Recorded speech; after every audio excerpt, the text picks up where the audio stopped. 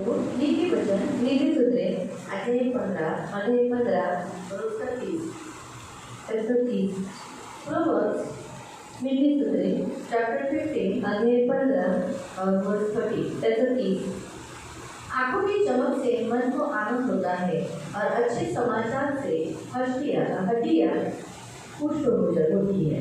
तेजस्वी डोळे हृदयाला आनंद देतात आणि शुभ वार्ता हाडांना ताजेतवाने करतात। हम प्रार्थना करें। पवित्र करना में प्रेमी पिता प्रभु यीशु के नाम से प्रभु हम आपके सामने आते हम आपको धन्यवाद देते। प्रभु वचन की सेवा को आपके हाथों में देते। आपका वचन ज्ञानी सुंदर ज्ञानी पवित्र ज्ञानी शुद्ध है।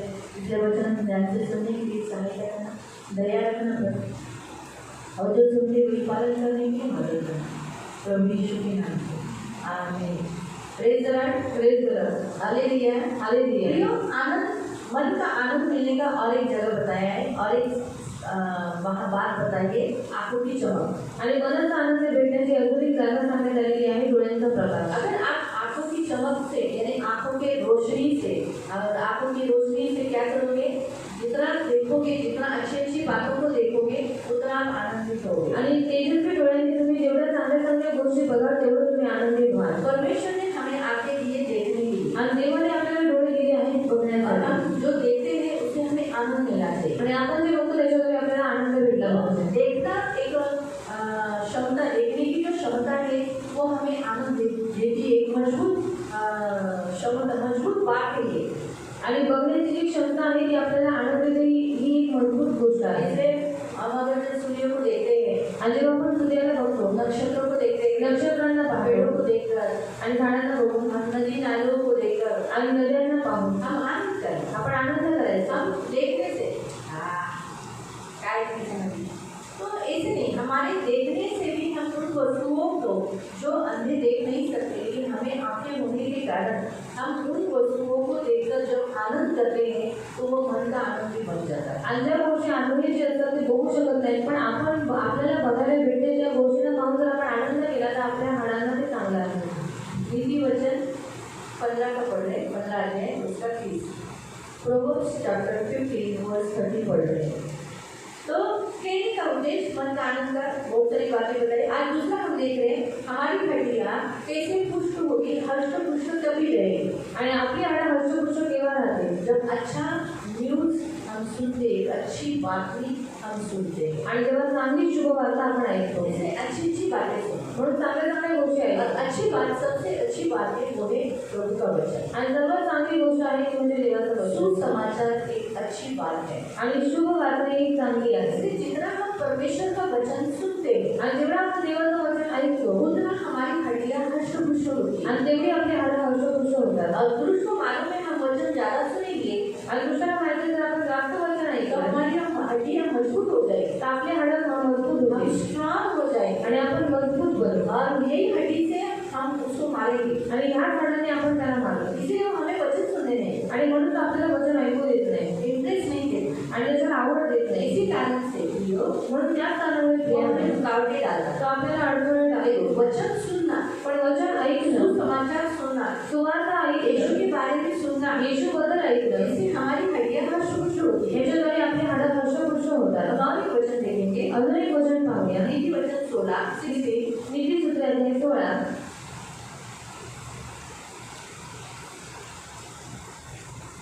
और उसका 24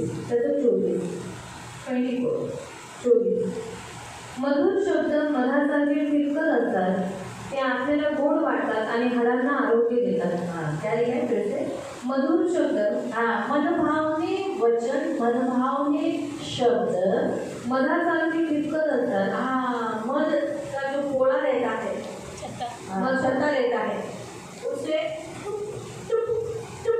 टुपुक एक गिरता है आणि मधमाशाच्या पोळ्यामधून मध जे असतं ते असे एक करून पडत असतं। जहाँ वो मध गिरता है आणि जिथे मध पडतं वहाँ बहुत सारी चिड़िया आणि खूप साऱ्या मुंगळे बहुत सारे वो खाने के लिए आते हैं आणि खूप सारे ते खायला येतात। यहाँ से मध का छत्ते से, मध के छत्ते से जब वो मध गिरता है तो अस्वर भी खाने के लिए जाता है आणि मधाच्या छतावरून जेव्हा ते मध पडतं तेव्हा ते भालू अस्वर पण खायला येतो। यानी मध सबको अच्छा लगता है आणि मध सगळ्यांना आवडतं, सबका फेवरेट है, सगळ्यांचा पसंदीदा है। बाइबल हमें बताता है मध खाना हमारे लिए अच्छा है आणि बाइबल शरीर के लिए मध खाना लाभदायक, आपल्या शरीरासाठी मध खाणं लाभदायक आहे। सचमुच बाइबल हमें बताता है, आणि खरंच बाइबल आपल्याला असं सांगतं, लेकिन ओवर नहीं खाना ऐसा भी बताया, पण ओवर खायचं नाही असं पण सांगितलं। यही वचन में खाइए, मी जी सूत्र केलेलं आहे, इसलिए परमेश्वर का वचन मधु से भी मीठा है ऐसा कहा, आणि देवाचं वचन मधापेक्षाही गोड आहे असं सांगितलं। इसलिए हम ज्यादा प्रभु का वचन खाना, आणि म्हणून आपण जास्त देवाचं वचन खायचं। वो लोग क्यों बोलते हैं? क्योंकि उन्हें मध खाते नहीं है,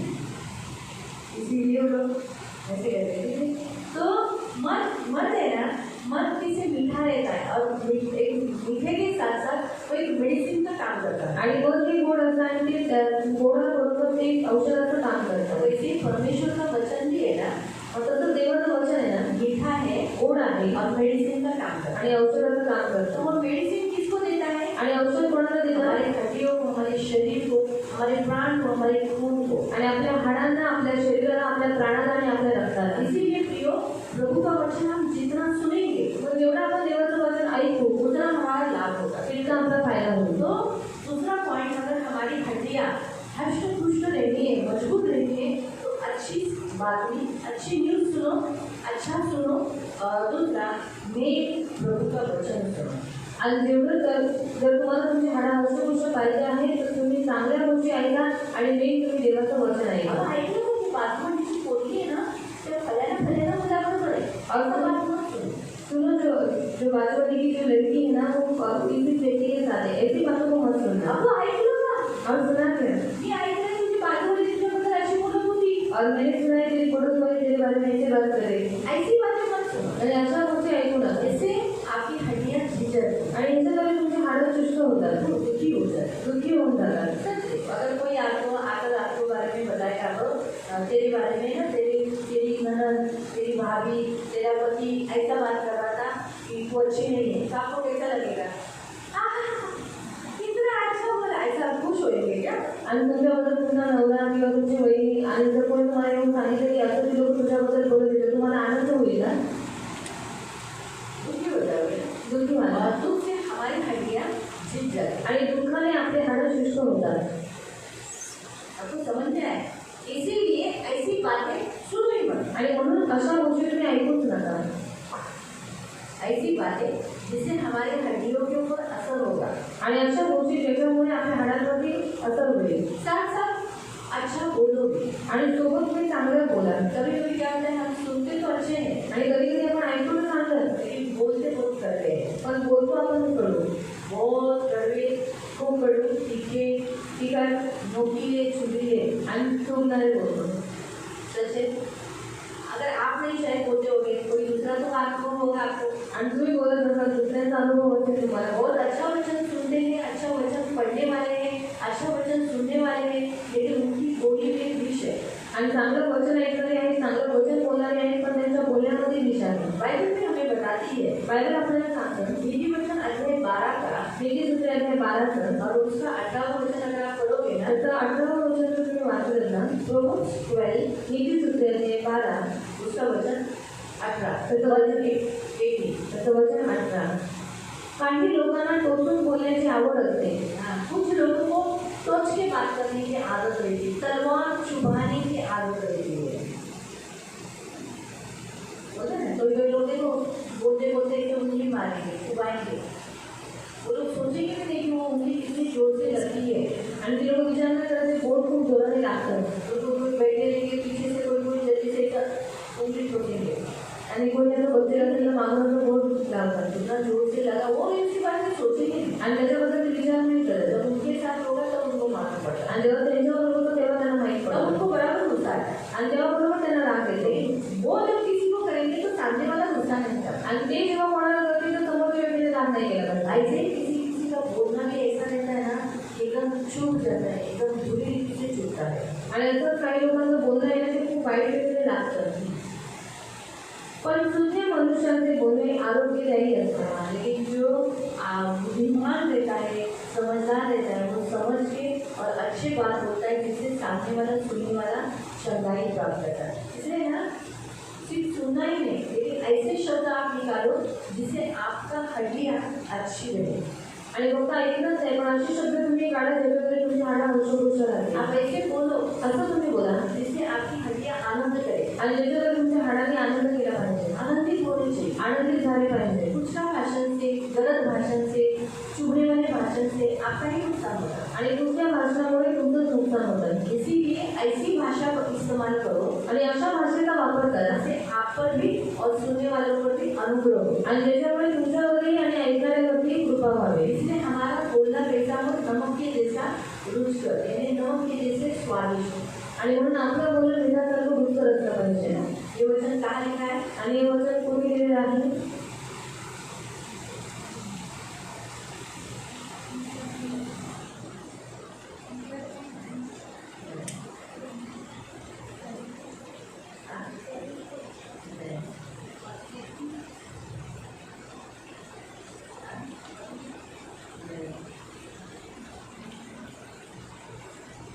तुम्हारा बोलना नमक के जैसा स्वादिष्ट होना चाहिए, तुम्हारी हर एक की बोली नमक के जैसे टेस्टी होनी चाहिए।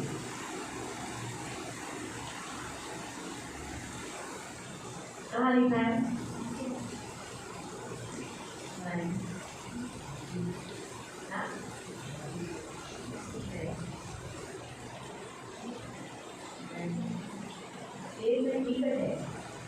जिसने गलत की बोला ना तो गलत से गलत का निकल के आए।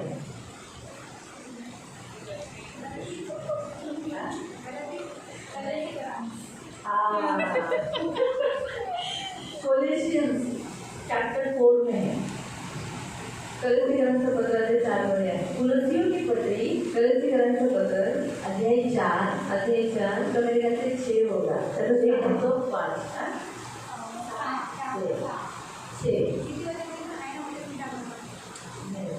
तुलसी की पत्री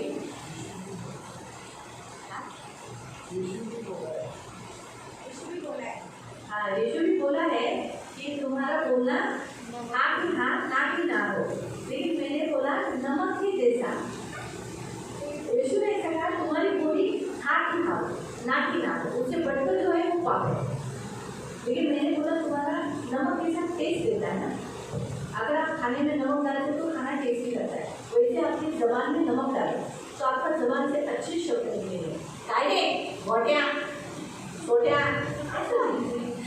ये नमक नहीं है, ये नमक नहीं है, ये बहुत हुई गई बात है। कसं आहे ते कळलं, बरं आहे ना? 5 दिवसांनी दिसलास, ये कहते नमक का स्वाद।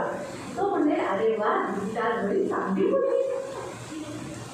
मग तो कसा मला उत्तर देईल? तो कैसे बोलेगा?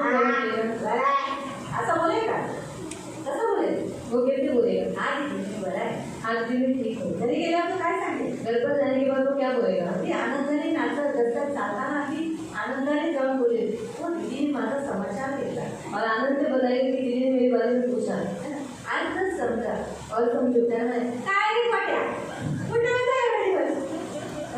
आला काय? चंद्र कोणत्या भागाला गेला? कोण दाखवायला आला? रस्ते में चलते चलते वो कितना छूटेगा? सुनने के लिए तो मैं नहीं रहूँगी। अरे पुढच्या त्या नंतर बडबडतात, बडबडायला काही समज सुमार नाही, अशाही बोलतात। काय रे बाई या बाईला? आणि मम्मीकडे गेले बाबा मम्मी मी सांगून ठेवत्या त्या बाईला सांगून ठेव, मला येता जाता कशी कुठची भाषा बोलते वगैरे खातो काय? बरोबर आहे। ऐकल्याने गलत संभाषण ऐकल्याने प्रभाव काय पडला और गलत सुनने से प्रभाव क्या हुआ? पण मिठासारखं बोलणं झाल्यावर तो किती आनंदित झाला और नमक के जैसा बात करने पर वो कितना आनंदित हुआ झाला। आनंदाने रस्त्यात गेला और आनंद के साथ रस्ते में गया, घरी जाऊन समाचार दिया और घर पे जाके वो बात बताई। तुमचं बोलणंही असंच करा, तो वैसे आपका बोलणं भी वैसे ही करो। ऐका, फक्त चांगलंच ऐका नाही, पण चांगलं बोला। कधी अच्छा सुनो मग अच्छा बोलोगे, चांगलं बोला, अच्छा बोलोगे तर आपण चांगलंच ऐकतो और हम अच्छा ही सुनते हैं। असं म्हणत नाही की आपण वाईट ऐकत नाही, ऐकतो और ऐसा नहीं बोलते हम बुरा नहीं सुनते, बुरा सुनते जेव्हा कोण लावायला करायला आलं तेव्हा ऐकतो। हाँ अच्छा माहीत होतं बोललं बरं, कोई चुगली करने के लिए आते तो हम सुनते ही बरोबर ना। खूप छान वाटतं ऐकायला, बहुत मजा येते सुनने के लिए। कधी कुणाला भेटते त्यातून सांगायला जाऊ इच्छा होते बोलायला। सांगायचा उद्देश चांगलं माझा ऐका, अच्छा सुनो, चांगलं बोला, अच्छा बोलते आणि तुमची पण हाडं चांगली आणि ऐकणाऱ्याची पण हाडं चांगली. और इसके कारण आपकी हड्डियाँ भी अच्छी रहेगी और सुनने वाले की भी हड्डियाँ अच्छी रहेगी. कळाला असा अच्छा. मग पहिलं मनाचा आनंद, और पहिले मन का आनंद, सदा आनंदित राहा और हमेशा आनंदित रहो. यीशु बोला, परमेश्वर ने कहा, फिर पौलुस बोला, पौलुस ने कहा, पवित्र आत्मा ने जरूर बोला, पवित्र आत्मा से बोलकर कहा, सदा आनंदित रहो, सदा आनंदित रहो. मैं तुमसे स्पिरिट देता हूँ, तुम आनंदित रहो. आणि तुम्हाला पुन्हा सांगतो तुम्ही आनंदित राहा. बता तुमसे चार ठीक है. फिर इसीलिए वो आपको मालूम है उसने क्यों ऐसा बोला पौलुस ने. तुम्हाला माहिती है पौलुस का काम मिळाला. पौलुस को मालूम है आनंद करने से हमारे बंधन टूटते हैं और हमारी हड्डियाँ मजबूत होती हैं, हम स्ट्रॉन्ग बन जाते हैं. आणि पौलुसला माहित आहे आपण आनंदित राहिलेले आपली हाडं हसबुस होतात आणि आपण मजबूत होतो. ते बोलतात की तुम्ही फिर से घेता हूँ आनंदित रहो. आणि म्हणून मी तुम्हाला सांगतो पुन्हा सांगतो आनंदित रहा. कोई तकलीफ नहीं होगी तुम्हें बोलने के लिए आनंदित रहो. आणि मला कोणताही त्रास होत नाही तुम्हाला सांगायला की तुम्ही आनंदित राहा. उस 4 अध्याय के दूसरे वचन में आप पढ़ोगे ना आणि 4 दूसरे अध्याय जो तुम्ही वाचलं तो वहाँ 2 स्त्रियाँ हैं. तिथे 2 स्त्रिया आहेत. यहूदिया सुंदरी असं काहीतरी नाव आहे. और 4था अध्याय फिलिपियों की पत्री 4था अध्याय फिलिपियंस चैप्टर 4 वर्स 2. ये दोनों भी सेवक है, दोनों भी अच्छी प्रभु की सेविका है, अच्छी सेवा करती थी, दोनों मिलकर गाँव में प्रचार करती थी और अच्छा सुसमाचार बताती थी. तो उन दोनों का वहाँ नाम दिया है यूदिया और सुंतुखा. यूदिया और सुंतुखा. सुंतुखा हिंदी में सुंतुखा. ठीक है. ये दोनों स्त्रियाँ में थोड़ा सा अनबन हो गया था. दोनों स्त्रियाँ में अनबन करी होती, थोड़ी सी कुटकुट हो गई थी, थोड़ी सी कुटकुट. इसी कारण से वो न्यूज फोन तक गई और ये दोनों हमेशा दुखी रहती. अंदर दुखी में दुखी रहती. उसका प्रभाव पड़ा लोगों पर.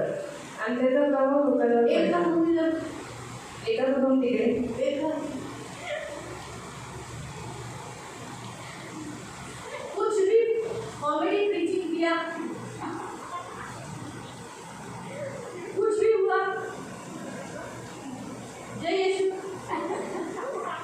हाल में उनके चेहरे देखकर वो न्यूज पौलुस तक गई. आणि ह्या त्याच्यामध्ये ऐसे त्यांचे चेहरे पाहून की जो संदेश होता तो पौलापर्यंत पोहोचला. पौलुस ने उनको कहा, पौलुस त्यांना म्हणाला, वाचले नाही, कृपा करून प्रभु से सहाय्य घ्या व इथपर भांडू नका. हाँ, प्रभु से तुम मदद ले लो और प्लीज झगड़ा मत करो.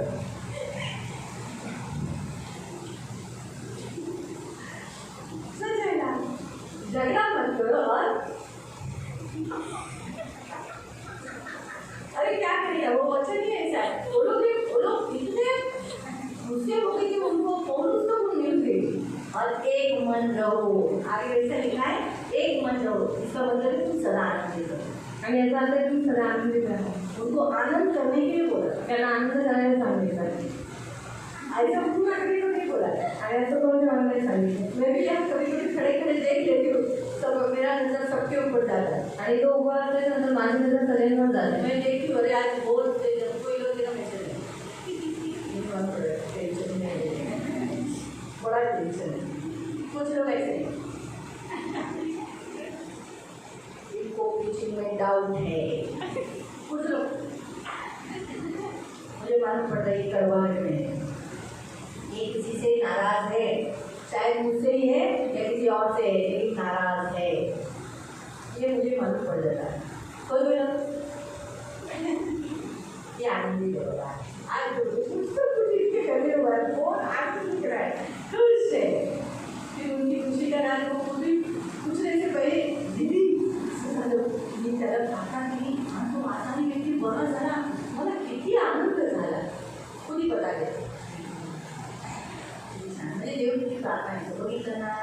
आता मग असं तुम्ही प्रार्थना करत जा, म्हणजे जवळ येत नको. ये संडे को भी मैंने कैसे बोला, वो हर संडे को आती है, मुझे पता कि मैंने प्रार्थना किया. उत्साहित होती है जो सचमुच उसकी प्रार्थना प्रभु सुनता है. आणि एक रोज मला सांगतो, रोज हर रविवारी माझ्याजवळ येते, मला सांगते रोज मी प्रार्थना केली. हर रविवारी हर संडे को आती. रोज तुम्ही समजा मनीषा संडे के दिन, हर संडे के दिन आणि प्रत्येक रविवारच्या दिवशी प्रभु ने उसको बहुत अच्छा गिफ्ट दिया। आणि देवाने त्यांना खूप चांगलं दान दिलेलं वो आहे। घर में बैठकर जो प्रार्थना करेगी ना प्रभु सुनता है। त्या घरापासून जे काही प्रार्थना करा देव ऐकतो। और इतनी अच्छा कि लास्ट स्टेज में नहीं तो व्यक्ति भी पहुंच जाता है। आणि लास्ट स्टेजला असलेल्या व्यक्ती पण वाचतो। ये सब है आणि हे सगळं आहे। हर संडे को मुझे प्रेयर करते हैं आणि प्रत्येक रविवारी माझ्याकडनं प्रार्थना ये संडे येते। को मैंने उसको बोला आणि या रविवारी मी त्यांना सांगितलं अरे तू जो प्रार्थना करती है प्रभु तेरी सुनता है। आणि तू जे काही प्रार्थना करते देव तुझं ऐकतो। आज तूने मांगा है ना, आज तू मागितलेस ना, मांगने के समय पे मागण्याच्या वेळेला वो भी प्रार्थना प्रभु सुना है। मग ती पण प्रार्थना देवाने ऐकली। प्रार्थना नहीं करी, मी प्रार्थना नाही करत। अभी लाइन में खड़ी है तो मैंने तुम्हाला बोलायला हुए म्हणजे ठीक आहे बोलून जा और बोलकर जा, प्रार्थना करून देऊ पण प्रार्थना करायला म्हणते ना। तो समझा। तो इसलिए प्रियो आज हमारा परमेश्वर हमसे ये कहता है कि पौलुस को ये बात मालूम है कि हम आनंदित रहने से हमारी हड्डियाँ हष्ट-पुष्ट रहती है, हमारे बंधन टूट जाते हैं। आणि पौलाला ही गोष्ट माहित आहे की आपण आनंदित राहिल्याने आपले हाडं हष्टपुष्ट होतात। अभी आपको मैं थोड़ा सा उदाहरण दिखाया कि हम अभी थोड़े समय पहले प्रभु ने हमको हंसाया आणि थोड्या वेळापूर्वी देवाने आपल्याला हसवलं। हंसा है ना, हसवलं। उसमें आप सीरियस थोड़े समय के लिए सीरियस हो सके कोई रुको मेरे को हंसी रोकने दो। प्यार को समझे आप लोग भी हंस रहे थे आणि तुम्ही हसत होतात। इससे हमें मालूम पड़ता है जब हम कितने भी ऐसे रहेंगे और हम हंसने लगते हैं, हम हंसने लगने के बाद फिर हमसे ऐसा नहीं होएगा। सोच बोलो अभी हम हंस रहे हैं आणि आपण आता अभी हसत आपको आहोत। सीरियस होने को बोलो तो नहीं हो सकेंगे। आणि आता तुम्ही मला सिरियस वाले सांगितलं तर नाही होणार। थोड़े समय पहले मैं बराबर से ऐसे कर रही थी, अभी बराबर नहीं कर रहा है आणि थोड्या वेळापूर्वी मी बरोबर करत होती, आता बरोबर नाही करत। लेकिन हंस रहे हो कारण हसत आहे। ये हमेशा याद रखना। आणि हे मी लक्षात जब ठेवा। हमारा आनंद रहता है ना तब हमारे आनंद में ना हमको कोई कुछ भी करने दो, सुई चुबाने दो, कुछ भी करने दो, हम आनंदित हंसने लगते, खुशी रहते। आणि जेव्हा आपण आनंदित असतो ना मग तेव्हा आपल्याला कोणी काही करू दे, स्वीट होऊ दे, काही करू दे, पण सदा आपण आनंदितच असतो। इसलिए प्रियो आनंद करो, खुशी मनाओ, अच्छा सुनो, मिलजुल कर रहो। जैसे ये युवतिया और सुंदरी इन दोनों को भी बताया गया था जुड़कर रहो, वैसे आप मिलकर रहो। आणि युवती आणि सुंदर या दोघांना सांगितलं होतं की तुम्ही मिळून राहा, तसंच तुम्ही मिळून राहा आणि चांगलं राहायचं आनंदित रहो आणि आनंदित तो राहा। दूसरा जो जरिया प्रभु ने आनंद का बताया था सुनना बोलना। आणि दुसरा मार्ग देवाने सांगितलं ऐकणं आणि बोलणं। अच्छा सुनना, चांगलं ऐकणं, अच्छा बोलना। चांगलं बोलणं। वचन सुनना, वचन ऐकणं वचन के अनुसार नमक के जैसा ही बोलना। आणि वचनानुसार मिठासारखंच बोलणं। तो आपकी हड्डियों में कभी कुछ प्रॉब्लम नहीं है, आणि मग तुमच्या हाडामध्ये कोणताही त्रास नसेल आपकी हड्डियाँ पवित्र रहेगी। आणि तुमची हाडं पवित्र असतील। आपकी हड्डियाँ हष्ट-पुष्ट रहेगी, आपकी हड्डियों को छूने कोई लोगों का स्पर्श होने पर लोग चंगे हो जाएंगे। आणि तुमच्या हाडाचा स्पर्श लोकांना स्वतः ती लोक आरोग्य प्राप्त जैसे करते। एलिशा की सूखी हुई हड्डियों का स्पर्श होते ही मुर्दा जिलाया गया, आणि एलिशाच्या सुकलेल्या हाडांना स्पर्श होतात तो व्यक्ती उभा राहिला, तो जिंदा हो गया। तो जिवंत झाला। तो फिर वह हमको जिंदा है, आणि आपण जिवंत आहोत। हमको चमत्कार जिंदा बनने करना है या मरने के बाद आणि आपल्याला चमत्कार जिवंतपणे करायचं की मेल्यावर। एलिशा ने बहुत चमत्कार जिंदा बनने किए। आणि एलिशाने खूप सारे चमत्कार जिवंतपणे केले। हमारे द्वारा भी प्रभु चमत्कार करना चाहिए। आणि आपल्याद्वारे पण देवाला चमत्कार करायचे। हमारे हड्डियों का स्पर्श होते ही हमारे हाथ का, इसलिए तो यीशु ने कहा ना तो बीमारों पर हाथ रखोगे तो चंगे होना ही चाहिए। आणि जर तुम्ही आजारी व्यक्तीला हात ठेवलं तर त्याला आरोग्य दुर्बल करते। और इसलिए हमको करना क्या है, आणि म्हणून आपल्याला करायचं काय आहे, हमारे हड्डियों को हष्ट-पुष्ट करना, आपल्या हाडांना हष्टपुष्ट करायचं। मन में सदा आनंदित रहो, आणि मनात सदा आनंदी राहा, अच्छा सुनो चांगलं ऐका और अच्छा बोलो। आणि चांगलं बोला। आनंद एक बेस्ट मेडिसिन प्रभु दिया। आणि आनंद हा उत्तम औषध देवाने दिलेला आहे। कहाँ पर एक आनंद, आणि तो आनंद कुठे आहे, वचनामध्ये। वचन प्रभु का आनंद मेरी ताकत, संसार में ईश्वर मेरी ताकत, वो मेरा आनंद हर एक दिन में, वो मेरा सहारा है, वो मेरा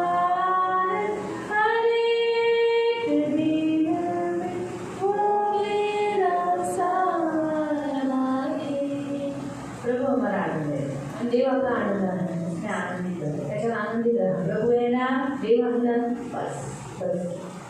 प्रभू हे सब कुछ है हमारे. देव आहे सगळं काही आपल्याला. ये याद रखकर हमेशा स्मरण रखना, प्रभू है मेरे पास सब कुछ है. आणि तुम्ही लक्षात ठेवा देव आपल्याजवळ आहे तर सगळं काही आपल्याकडे आहे. हालेलुया. हालेलुया. आमेन. हे आपण प्रार्थना करू. पवित्र पवित्र करुणामय प्रेमी पिता प्रभु यीशु के नाम से प्रभु हम आपके सामने आते हैं. जीवन देने वाले उद्धारक पवित्र पिता, शांति देने वाले उद्धारक पवित्र पिता, प्रभु सचमुच प्रभु आनंद एक बेस्ट औषध है. लेकिन कौन सा आनंद? संसार का आनंद नहीं, प्रभु का आनंद, प्रभु यीशु का आनंद, वो हमारा बेस्ट मेडिसिन है. इसलिए प्रभु मैं हमेशा ये शक्ति प्रभु के मैं हमेशा ये आनंदित रहने के लिए मदद करना, हर क्षेत्र में हर बात में आनंद करने के लिए मदद करना, प्रभु का वचन सुनने के लिए मदद करना, प्रभु का वचन मुंह से बोलने के लिए मदद करना, अच्छी बातें सुनने के लिए मदद करना और अच्छी बातें बोलने के लिए सहायता करना. ये मेरी प्रार्थना है. इनकी सुनी लेना, इनकी रक्षा करना प्रभु, दया रखना, इनकी हड्डियों में तरोताजगी देना प्रभु, ताज़ी तवानी कर देना प्रभु, मजबूत कर देना प्रभु. ये मेरी प्रार्थना है. इनको हड्डियों का कोई समस्या मत रहेगी. इनमें से किसी को भी है, ये वीडियो जितने लोग देखेंगे उनमें से किसी को भी हड्डियों का बीमारी होने नहीं है. अगर हड्डियों की बीमारी होगी यीशु के नाम से वो गायब होगी इस वचन से.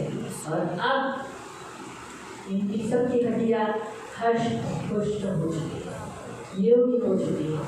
धन्यवाद देते पिता, आपका लहू लगाते प्रभु यीशु के नाम से. आमीन. रहना सबको प्रेम